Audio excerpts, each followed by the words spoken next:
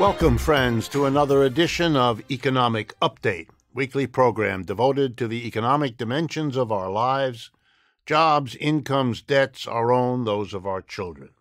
I'm your host, Richard Wolff. I want to devote today's program to exposing and criticizing a number of myths, ideas about how the economy here in the United States is working that deserve to be put aside. They are not real, they misrepresent what is going on, and therefore they produce decisions, individuals, corporates, governments, that are not good for what we need in this country at this time. I want to start with the employment story, the question of employment.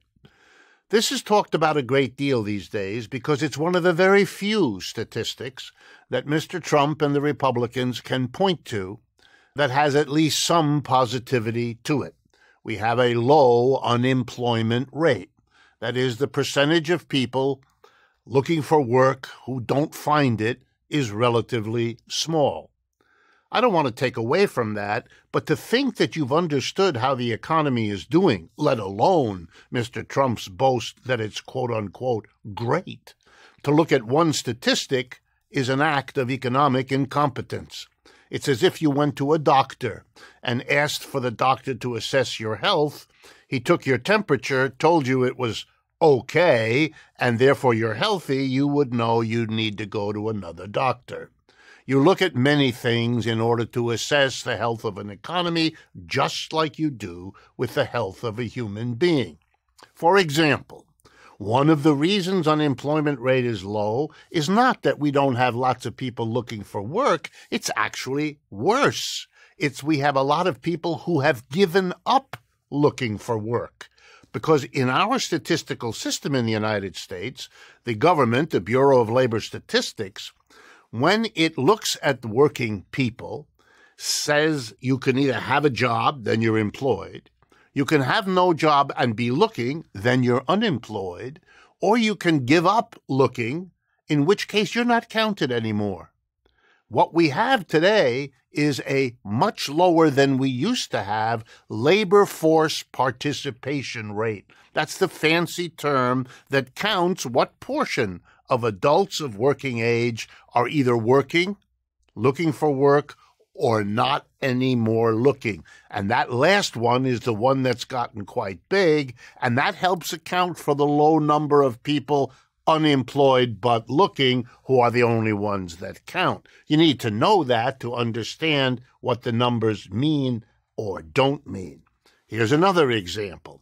Yeah, we might have lower unemployment, but suppose it means at the same time that huge numbers of people went from good jobs, high pay, good benefits, job security, to instead have jobs at low pay, no benefits, and no security. Why do I bring that up? Because that's exactly what's happened over the last decade.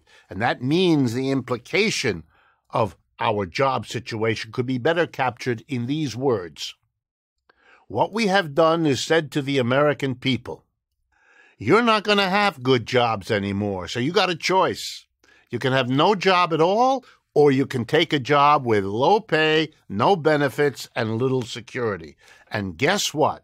Millions of Americans have seen the latter option more attractive than even unemployment. But that's not a sign of economic health, and it sure doesn't mean the economy is great. Let's look a little further. I decided to take a look at hourly pay, the average pay per hour that most Americans who are on a wage system get. Back in 1973 is when I started. That's a long time ago, friend, almost half a century. The average wage in this country was $4.03 an hour. Okay? So I did a little calculation that we economists do. And I said, let's take a look at what you could get for $4.03 an hour in 1973 and adjust it to 2018, the last year that we have numbers for. And I adjusted how much money would you need per hour in 2018 to be able to buy the same bundle of goods that you could buy for $4.03 in 1973? And I came up with the answer. You'd need today an average, ready, of $23.68 an hour. That would be the average wage you'd need for a worker to be able to buy, on average, as much today as he or she could in 1973. $23.68. Well, what is the average wage in the United States in 2018? You needed $23.68 to be at the same place you were 50 years ago. You know what the average is today?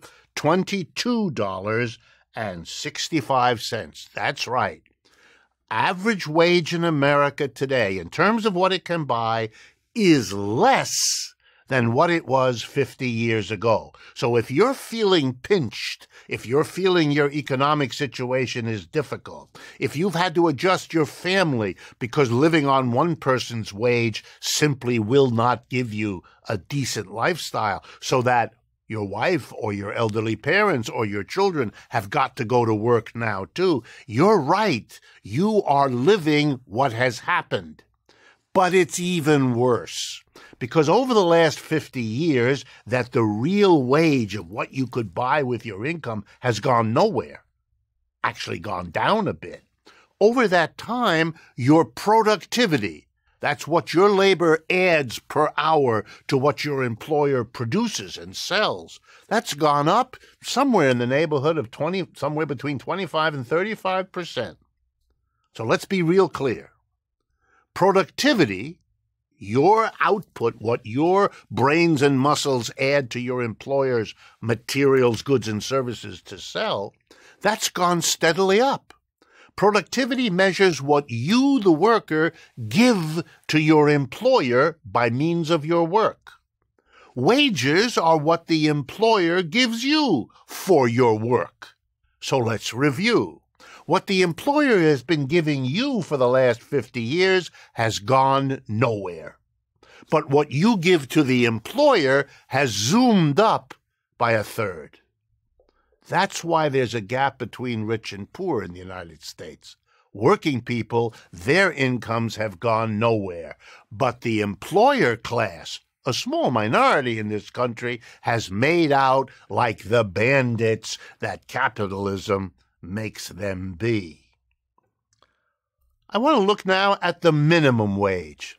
You know, that sad situation in which a capitalist system pays people at the bottom so little that after generations of struggle, we passed, in the depths of the Depression, a law mandating a minimum wage at the federal level. It's a law that says you can't pay people less than a certain amount. It's just indecent. It's like forbidding capitalists to employ children, or forbidding capitalists to impose themselves sexually on their workers, etc. The minimum wage, well, let's look at it. It's a kind of measure of decency in a system. The current minimum wage is $7.25 an hour. That's what it's been since 2009. It hasn't been raised. Again, in over a decade, it hasn't been raised. Over that time, prices went up every year, 1%, 2%, 3%. Not a terrible inflation, but you add it up over 10 years, a lot the prices have gone up. But the minimum wage hasn't gone up with them, which means in terms of what the minimum wage can buy, the last 10 years have seen a steady year-by-year decline in what the minimum wage will do for the people, the millions, who depend on it. What kind of a society does that? A society during which the rich got richer and the minimum wage was allowed to go down. You know when the minimum wage was the highest in terms of what it could afford a person earning it? 1968. I did a calculation. Using today's prices, what would the minimum wage have to have been in 1968 if it could buy what $7.25 can buy today? Because that's what the minimum wage is. It would have had to have been $12 an hour, which it wasn't. Wow. We have really shafted the people at the bottom.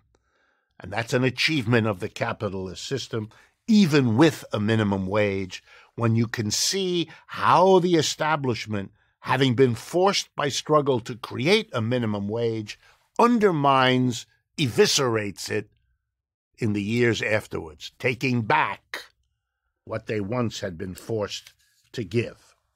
It's so bad that a number of states, almost half the states in the Union, have higher minimum wages in their states than the federal, because the people in those states have at least understood what an abomination it is to treat people that way. In Washington State on the West Coast, the minimum wage at the state level is now, ready, $14 an hour, nearly double the federal minimum. In Washington, D.C. and California, it's $13 or more.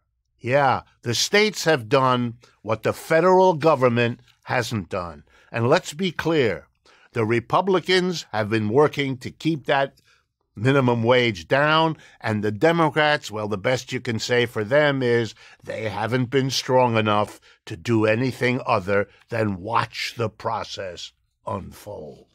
Okay, let me turn next to the market. This wonderful institution, we are told. Our leaders keep saying, let the market decide. The market will get to the official or the efficient outcome. Really? Let's take a look at what the markets have done. The market economy we live in today has a number of ways of measuring its extraordinary product. I'm going to give you two. The 2,000-odd billionaires in the world today, together, have more wealth than the bottom half of the population of this planet. 3.5 billion people. That's right. 2,000 of the richest have more together than the bottom 3.5 billion. That's a level of inequality that any system should be deeply ashamed of. Here in the United States, we even have a better statistic. The 3 richest people have more wealth than the bottom half of the American people. Oh my goodness. If you think inequality is a problem, and that probably takes in most of you that are awake, well, then it's that capitalist market that we're supposed to celebrate that produced that. I'm going to come back in the second half of today's show with more about the market. But we've come to the end of the first half, and I want to remind you, please, of a number of things that we here at Democracy at Work and at Economic Update take seriously as something to talk to you about. We recently published a new book, Understanding Socialism. You can get a copy at lulu.com, and we urge you to take a look at it as a way of getting answers to many of the questions that many of you send to us. If you haven't checked out our gift shop, it's all union-made goods. We ship internationally. It's easy to see what's on offer. Just go to Democracy at Work and then .info and then click on Store. Again, we want to thank our Patreon community for its support. You can visit us at Patreon/Economic Update. And finally, subscribe to our YouTube channel. It is an enormously important help to us and requires just a click. Stay with us. We'll be right back.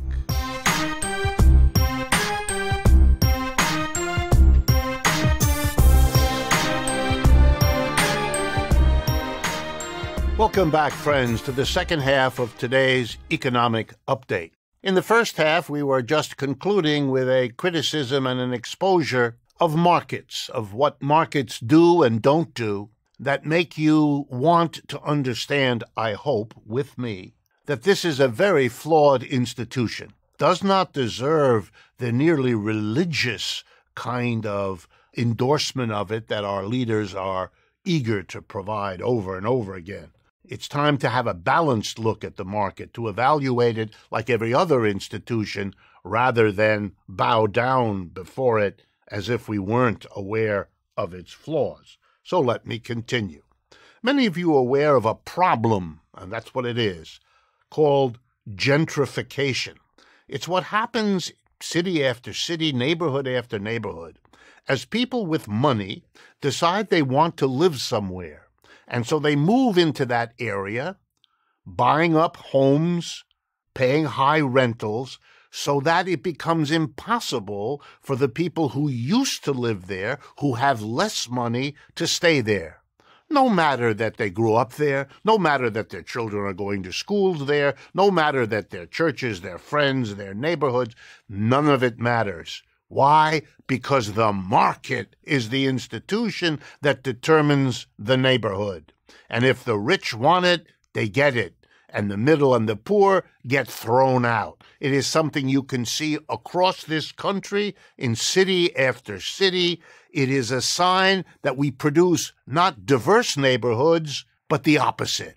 Not shared different kinds of people and lives to enrich one another, but the opposite.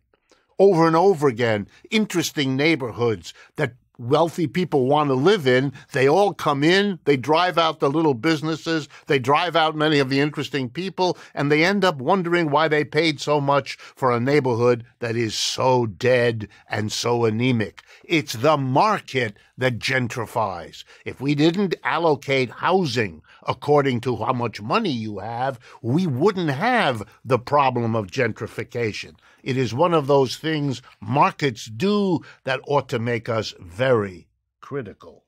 And the market is a basic institution that's good for rich people. You know what a market does? When there isn't enough to go around. Let's, for example, imagine a park, a bunch of parents with their children, and the local ice cream vendor runs out of ice cream, doesn't have enough. There's 25 children, but there's only 6 ice creams left. You know what begins to happen in a market economy? The parents who have some money go to the vendor and say, I know the ice cream costs $3, I'll give you 5. Other parents, not wanting to be outdone, offer 7. Then some other parents offer 9. As this goes on, the parents who can't afford $9 for an ice cream drop out. And when the process is done, because that's how markets work, whatever is scarce in an economy goes to the people with the most money. And I ask you, whatever your religion, your spirituality, is it ethical? Is it moral? Do you really want to live in a system that takes whatever is scarce and gives it to the people with the most money? Rural America is dying. You know why? Because there isn't enough money there. The market says it's not worth it for a bank to locate a branch in a rural area. It's not worth it for a supermarket to go into an area that isn't rich enough, so they can't get their banking done. They can't get supermarket prices. They have to pay more at the quote-unquote convenience store, etc., etc. Markets work that way. Rural America is a victim of a market economy. And then let's talk about the things that we want that markets don't produce. Let me start with the simplest one. Did the market produce the United States? No. A government did that.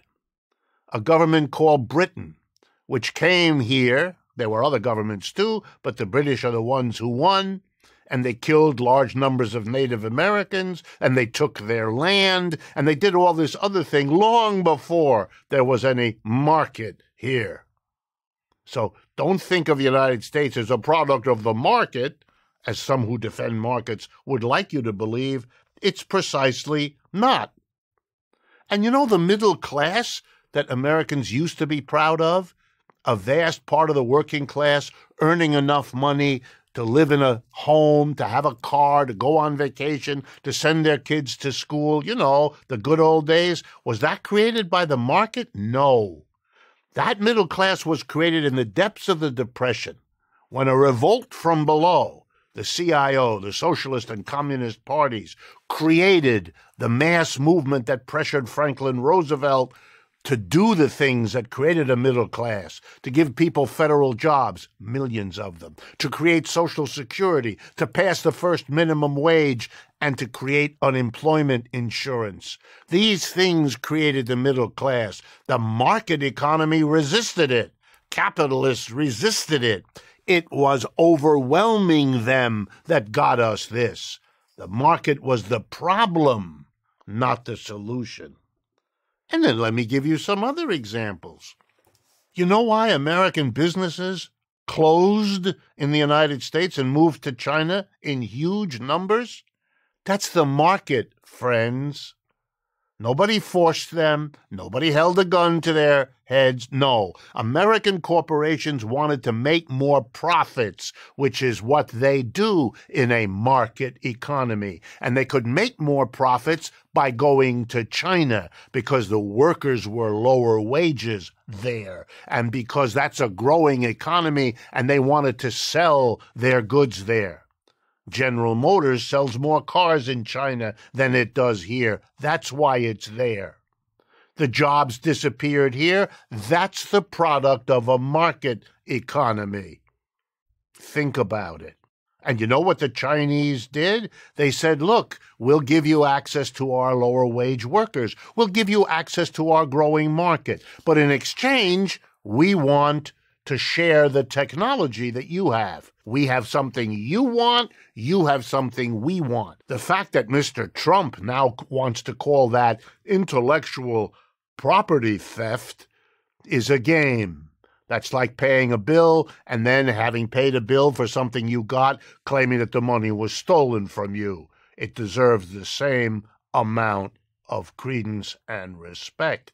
And here's the double irony. What is Mr. Trump doing now that the market has moved production and jobs to China? He's imposing a non-market event. He's imposing government taxes and tariffs to try to offset the effects of the market. In his obtuse way, he recognizes that the market is bad news. You know, that's happened before in American history. In the war, in World War II, it was decided in Washington, we can't let the market allocate the goods that are now scarce because we were producing to win the war.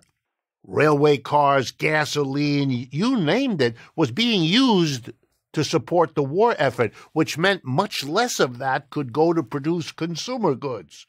Our milk, our sugar, our meat, our gasoline. There wasn't enough because it was being used for the war. So we couldn't have let a market to handle that. But you know what would have happened if we had? The rich people in America would have bought all those things because they could bid up the price. So we would have had a war in which poor people die on the front and rich people are the only ones who can keep up their consumption at home. And the government of the United States recognized that would destroy the unity you need for war. So they got rid of the market. And they substituted a ration system. Every American got a little ticket from the government. And to buy milk or sugar or gasoline or meat, you needed a ration ticket. Having money wouldn't get it for you. And you know how the government gave out the ration tickets? According to people's needs. If you had a big family, you got a lot of tickets for milk. A rich person couldn't buy the milk for the cat at the expense of milk for children. Gee, a market would have taken care of the cat, but a non-market intervention was necessary for the human beings. Don't venerate markets. They don't deserve it. And for a really good book, if you're interested in pursuing this, on what's wrong with markets, the best one I know of is by Harvey Cox, C-O-X, Harvey Cox. It's called The Market as God, published by Harvard University Press in 2016. The last myth to explode is the one about the corporation. The corporation is this institution of efficiency that has made the country great. Not at all. There is a professor over in England, French by origin, a woman. She teaches at the Leeds University School of Business. Her name is Virginie, that's Virginia in French, Perrotin. I'll spell it for you. Perotin. Virginie Perrotin. She's one of the few people who've spent much of her adult life comparing and studying capitalist corporations, the ones with a board of directors, 12 or 15 people at the top who make all the decisions, what to produce, what technology to use, where to carry out production, and what to do with the profits, versus worker co-ops, democratically run by the workers, one worker, one vote, making those decisions. She's compared them.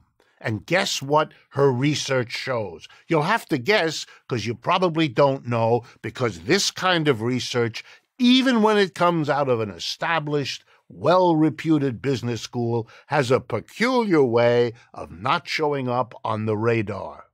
Her research shows that worker co-ops are more efficient, grow faster, and are more successful as businesses than corporations. We don't have corporations because they're efficient. We have corporations because they've used their profit to make sure we don't know the kinds of research that Professor Perrotin has produced, and that we don't act accordingly. A rational society would long ago have created a sector of the economy that is worker co-ops, so that all of us as citizens would be able to see how they work, would be able to look for and have jobs in a democratically run business, so we could decide where we would prefer to work, where we would prefer to buy the goods and services we need. And on that basis, we could then have a debate and a decision what kind of economy we want. Do we want a 50-50 mix of corporations and worker co-ops? A 90-10 mix, one way or the other? We would then have a rational way to discuss it and to debate it.